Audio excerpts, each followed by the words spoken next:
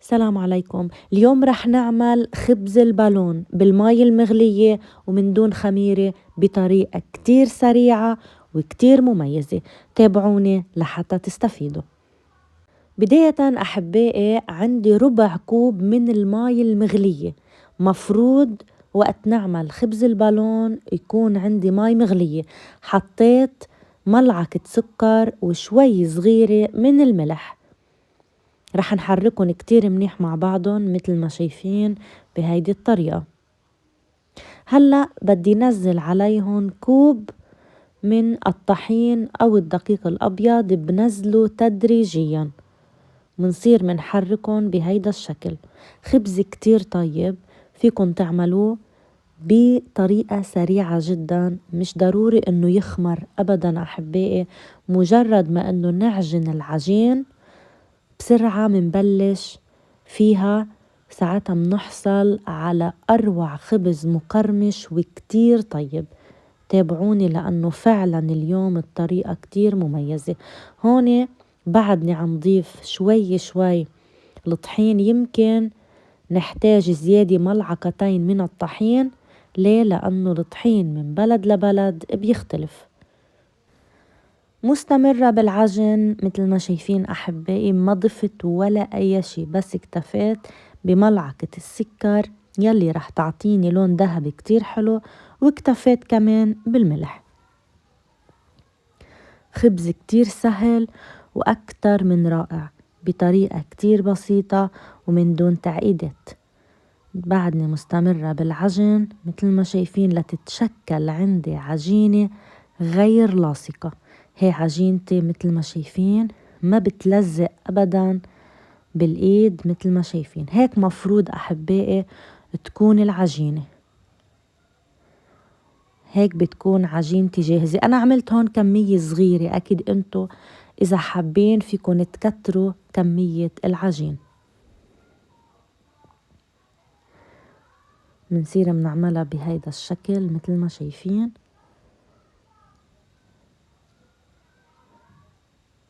حطينا الطحين لأنه هلأ بدي بلش بتقطيع العجينة، رح تعطيني كمية منيحة من العجين. منصير منعملها بهيدا الشكل. دايما العجينة وقت نشتغل فيها مفروض انه نعملها بهيدي الطريقة أحبائي. منصير مندخلها بهيدا الشكل. بالنسبة لحجم العجينة انتو بتتحكموا فيها، فيكن تعملوا العجينة صغيرة، فيكن تعملوها كبيرة، هيدا طبعا اختياري وبيعود لإلكن. شفتوا كيف عم بعملها للعجينة بهيدا الشكل. مفروض اترك العجينة بس 5 دقايق مش اكتر. منريحها 5 دقايق وساعتها منبلش أحبائي بفردة، ومباشرة مننتقل فيها على النار. حطينا الطحين وهلأ بدي بلش بفردة بالشوبك مثل ما شايفين. خبز البالون بطريقة كتير سهلة وكتير بسيطة، كتير بينفع انه يتاكل مع اللبنة او مع الجبنة، بما انه هلأ بلشنا طبعا نتسحر بالليل والعالم أكتر الناس عم بتصوم، فبنصحكم بهيدا الخبز السريع وكتير طيب. منرقق العجينة بهيدا الشكل أحبائي مثل ما شايفين، ومنصير منعملها بإيدنا بهيدا الشكل لحتى نكبرها شوي من ميلة لميلة، بصير بتكبر عندي بهيدي الطريقة. أحبائي إذا بعدكن مستمرين معي لهلأ خبروني حضراتكن من أي بلد عم بتشوفوا هيدا الفيديو. هيدا الموضوع بيسعدني جدا.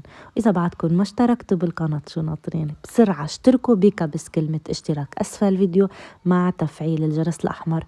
بوعدكن إنه ما رح تملوا أبدا أبدا من الفيديوهات الجاية، وإن شاء الله قريبا رح نقدم حلويات كتير طيبة وكتير سريعة وكتير كتير مميزة كرمال طبعا شهر رمضان المبارك، وأكيد من دون ولا تكلفة، يعني من الغراض اللي موجودين عنا بالبيت بقلب المطبخ بنقدر نعمل أروع حلويات بطريقة ما بتخطر على البال.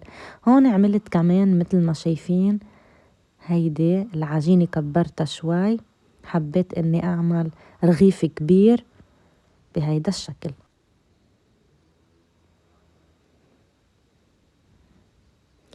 كمان برجع عقيدة بعمله بهيدي الطريقة وبحطه على جنب وببلش بالقلي بسرعة بنزله بالمقلاية.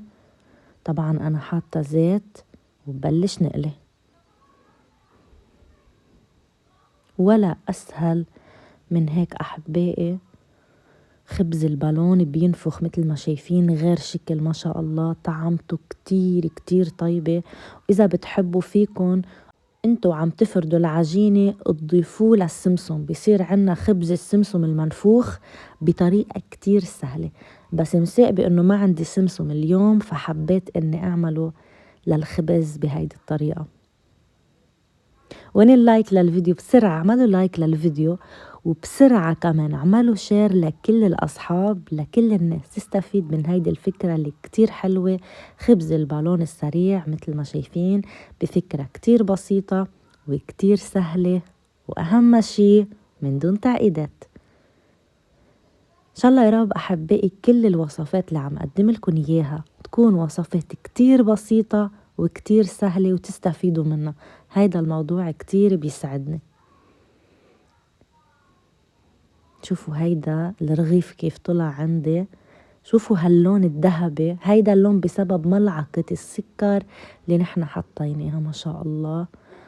وعلى فكرة هلأ بينفتح وبنقدر ندهنه من جوا لبنة أو بنقدر نحط بقلبه الجبنة. هلأ بعد شوي بدي فرجيكم. شوفوا هالخبز ما شاء الله كيف منفوخ، بنقدر إنه نفتحه عادي من جوا أحبائي. شوفوا كيف